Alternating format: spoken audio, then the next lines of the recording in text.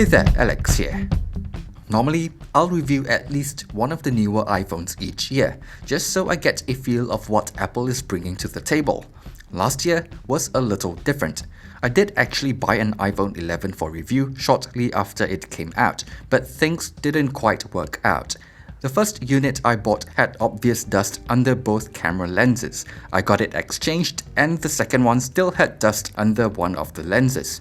The third one was the same deal. And on top of that, I noticed that the metal frame had a minor defect. I know the iPhone 11 is supposed to be more affordable, but it's still not exactly cheap, so I expected better quality control. Even though I did use the phone for a short while before returning the phone for a refund due to the defect, I just couldn't find the motivation to do a proper review. Anyway, I was looking to buy a phone last week, and since I didn't really feel like buying the Exynos version of the S20, I decided to give the iPhone 11 another shot, this time round in a much luckier color. And I'm happy to report that this unit is free from defects. So let's get started on this review. I'll try to keep it short since it's not really a new phone anymore.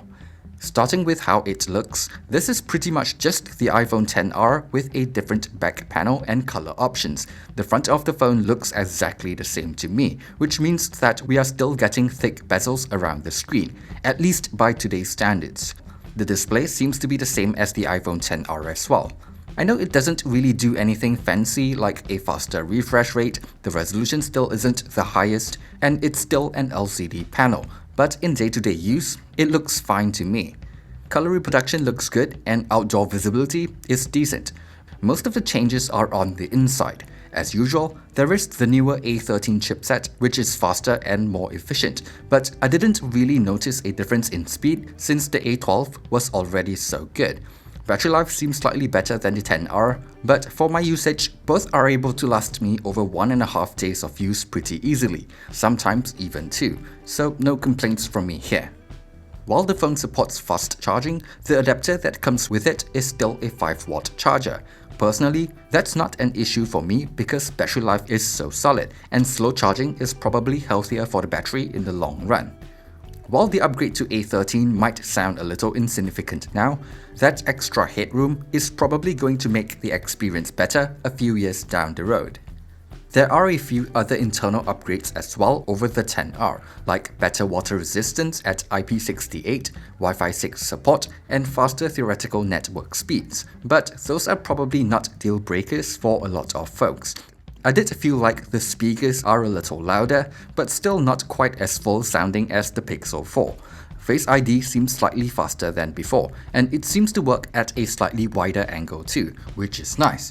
There is a new U1 chip which uses ultra-wideband technology for spatial awareness, but that doesn't seem all that useful now. I'm guessing Apple has some other products in the pipeline that will eventually make this chip more useful. In terms of software, iOS 13 was a little buggy at launch, but in its current state, it feels fine to me. Everything works as expected, which is to say fast and smooth. Other than a few extra features, it's still the same familiar iOS experience, which means still the same limitations of not being able to set your own default apps and whatnot. So let's just move on to the biggest upgrade on the phone, the camera system. With the addition of new computational photography stuff, we finally have night mode on the iPhone 11, and it works really well, even when compared to the Pixel 4. I like that it's not quite as in your face when it comes to saturation, and generally tries to keep things a little more natural looking. I wouldn't quite say one is better than the other, since it's mostly down to personal preference and both are really good. Same goes for shots during the day as well. I personally like the look of the Pixel 4 a little better, but the iPhone 11 is no slouch either. It does have a new ultra-wide-angle camera as well, but quality is just average looking to me. It works well in daylight, but there is still a bit of softness around the edges.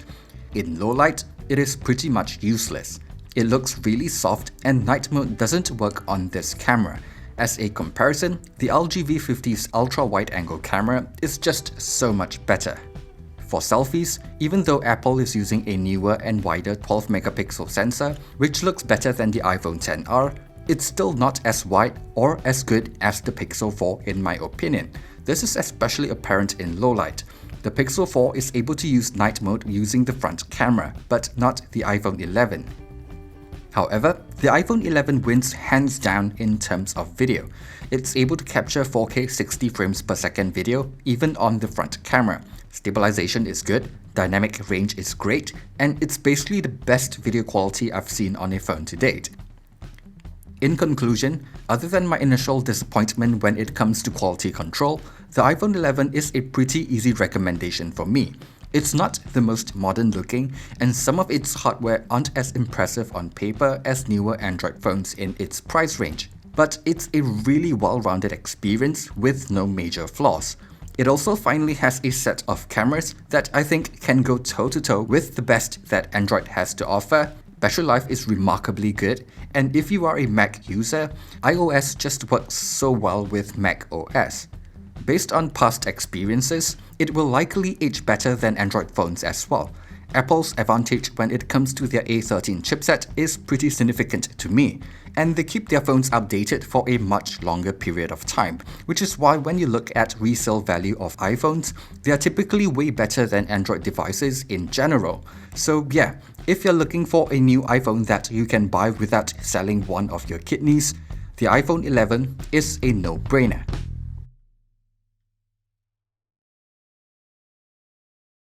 Thanks for watching this video. If you've enjoyed it, be sure to leave a like and subscribe to my channel for more content in the future. Thanks again, and see you guys on the next one.